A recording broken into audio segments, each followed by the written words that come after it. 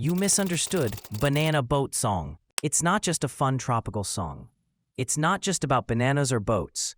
Behind its cheerful melody and catchy chorus lies a story of exhaustion, exploitation, and the invisible labor of the Caribbean working class. Day-O is a cry, not of celebration, but of survival. Let's dive deeper.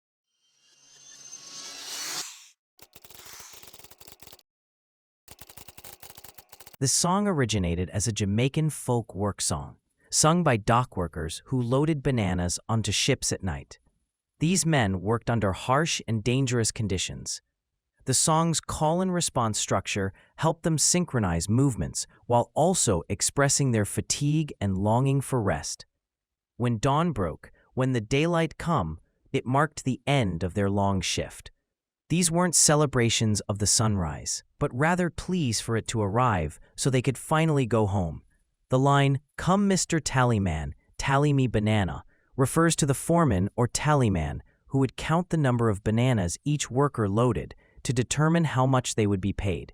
In short, the song is not about celebration, but about survival. Harry Belafonte, an American singer with Jamaican roots, recorded the most famous version of the song in 1956. His Calypso album, the first LP to sell over 1 million copies, brought Caribbean music to the global stage. But with that popularity came misunderstanding. Mainstream audiences saw Banana Boat as a novelty tune. It was catchy, exotic, and upbeat. Few realized it was a song about exhausted black laborers trying to endure colonial economic systems. Belafonte himself later expressed frustration that the song was misinterpreted. It wasn't just music, it was a protest in disguise. At surface level, it's easy to hear Day-O and think of bright Caribbean beaches, parties, or even childhood movies like Beetlejuice, where the song famously appeared. Despite its upbeat rhythm and tropical vibe, Banana Boat Day-O is a song about labor. The kind performed by marginalized Caribbean workers, often invisible to the outside world.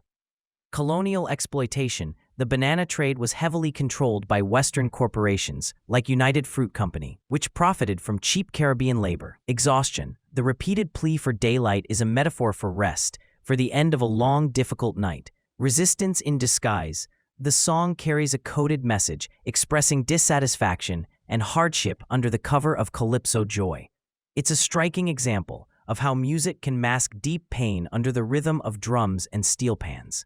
The workers could not openly protest, but through this song, they preserved their voice. The song transforms what could be a silent, invisible suffering into something rhythmic, memorable, and powerful.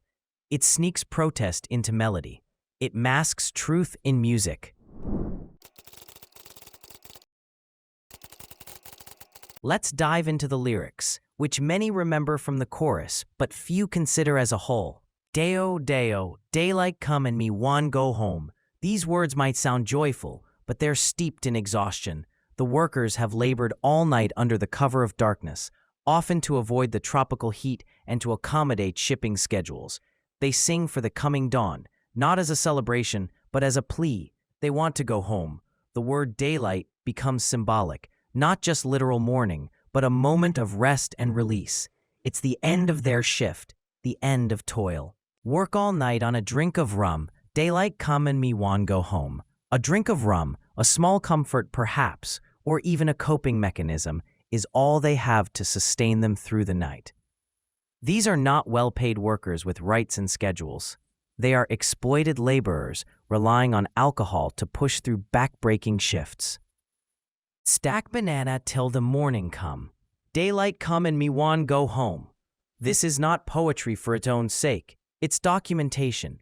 They're stacking bananas in the dark, likely by hand, likely for little pay, and with little safety. The repetition isn't just rhythmic, it reflects the monotony and intensity of their work.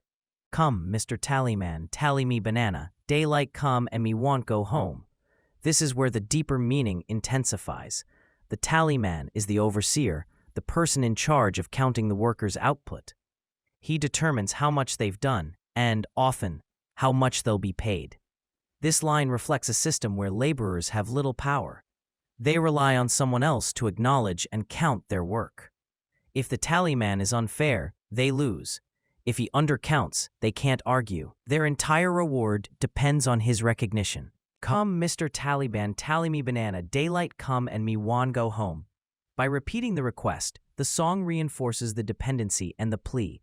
Please, recognize my labor, count my bananas, let me go home. It's both literal and metaphorical, a quiet negotiation with power. 6-hand, 7-hand, 8-hand bunch, daylight come and me wan go home. These are sizes of banana bunches, describing what they've harvested. The line reads like inventory, showing the physical proof of their effort. Again, they emphasize, we've done the work, now pay us, now let us rest. Hide the deadly black tarantula, daylight come and me wan go home. This sudden change of imagery adds a note of danger. In the bananas lurk poisonous tarantulas, a real threat for workers handling fruit in dark warehouses or cargo holds. The line is half a joke, half a warning, a reminder of the dangers they face, not only from exhaustion or unfair pay, but from the environment itself.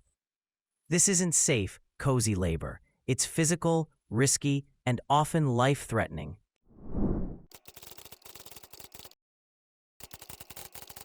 Belafonte often spoke about how Banana Boat was misunderstood.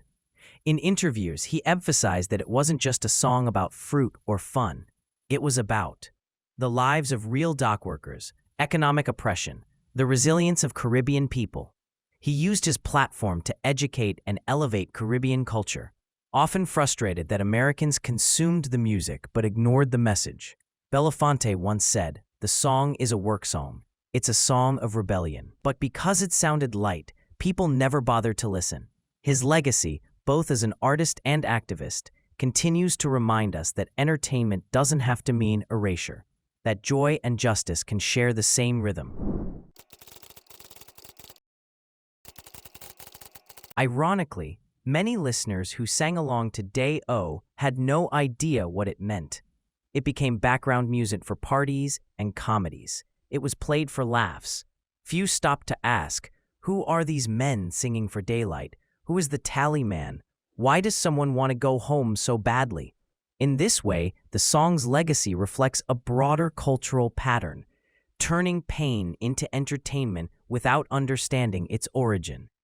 Harry Belafonte himself was aware of this. A lifelong civil rights activist, he saw the irony and the opportunity.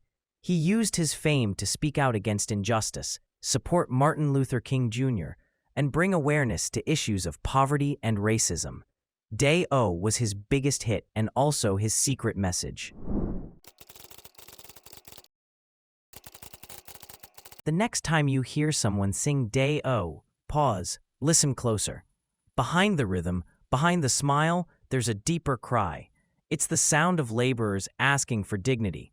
It's the story of exploitation turned into music, and it's the legacy of a man, Harry Belafonte, who used his voice to make the invisible visible.